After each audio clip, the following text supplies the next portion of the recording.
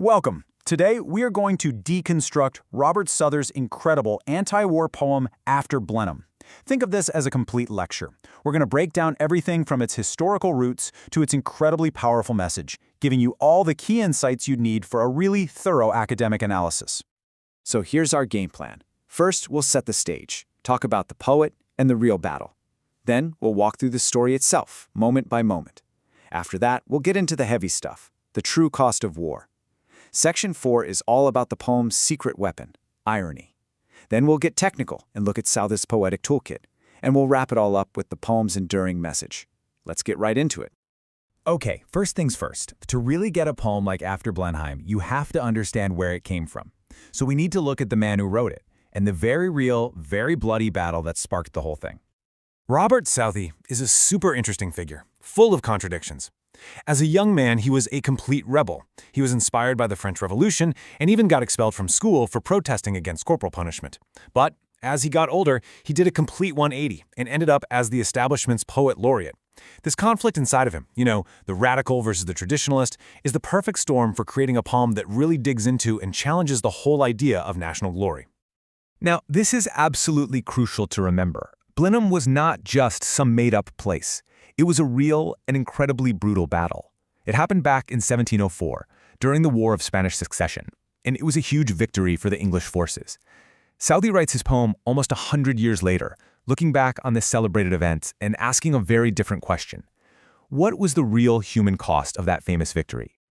Okay, so how does Southey translate all that history into a poem? Well, he doesn't drop us onto the battlefield. Instead, he starts us off in this incredibly peaceful, idyllic scene. An old grandfather, Caspar, sitting outside his cottage, just watching his grandkids play. But, as you can probably guess, that peace isn't going to last. The story itself is actually pretty straightforward. It starts when the children find a skull in the field. They bring it to their grandfather, old Caspar, and innocently ask him what it is.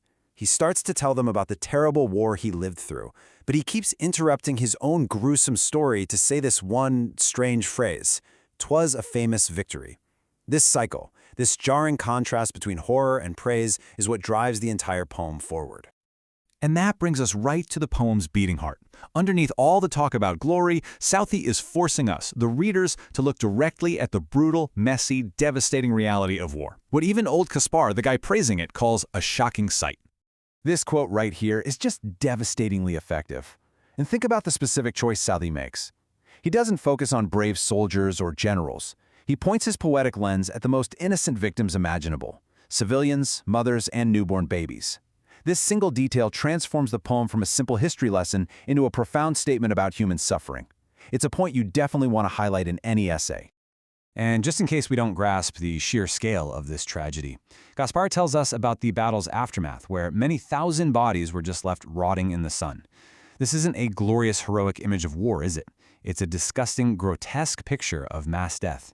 It's the reality that the history books, with their talk of famous victories, often leave out.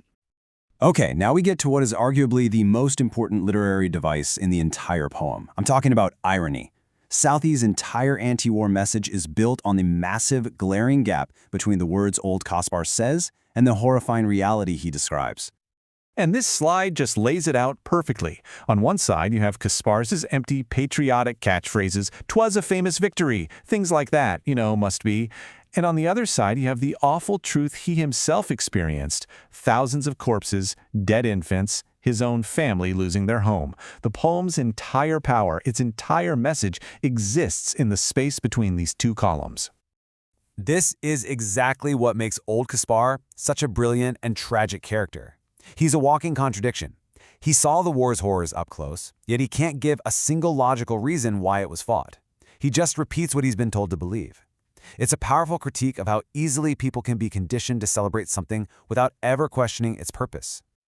All right, time to get a little technical. Let's pop the hood and look at Southey's poetic toolkit, the specific literary choices he makes to build his message. Understanding the how is just as important as understanding the what, especially for a deep analysis. So Southey uses a few classic devices here. You've got alliteration, like in Wonder Waiting Eyes, which adds a kind of musical, story-like quality.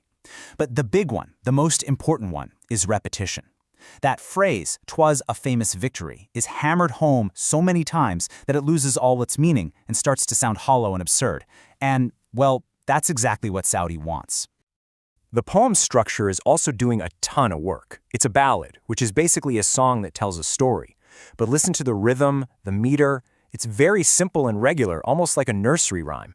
This creates this deeply unsettling contrast. You have this cheerful, sing-song rhythm telling a story about rotting bodies and dead babies. That clash between form and content makes the poem's horrific message even more powerful and shocking. So, let's bring it all home. What's the final message? Interestingly, the poem's enduring power doesn't come from the old man's wisdom, but from the simple, devastatingly logical questions that are asked by the children. This right here, this is the question. It's asked by little Peterkin, and it's the absolute core of the entire poem. After all the stories of death and destruction, a child asks the most logical question in the world. It's the kind of question that cuts right through all the patriotic noise, a question that adults like Kaspar have learned not to ask. And here is Kaspar's answer, or really his non-answer. He admits it, he has no idea what good came of it, he can't name a single positive thing that resulted from all that suffering, his entire worldview just collapses into that one final, completely empty repetition. His patriotism isn't based on reason, it's just a slogan. This is the poem's mic drop moment for sure. So what's the big takeaway? Southey's message is crystal clear. Big, fancy phrases like national glory or a famous victory are often just empty rhetoric, words used to paper over the pointless, horrific suffering that war always inflicts upon ordinary people. People just like Kaspar and his family. And so the poem leaves us with this final, haunting question, just rephrased for us to think about today.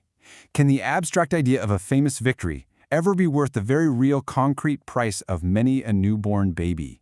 It was a vital question when Saudi wrote it, and it remains a profoundly important question for us to ask today.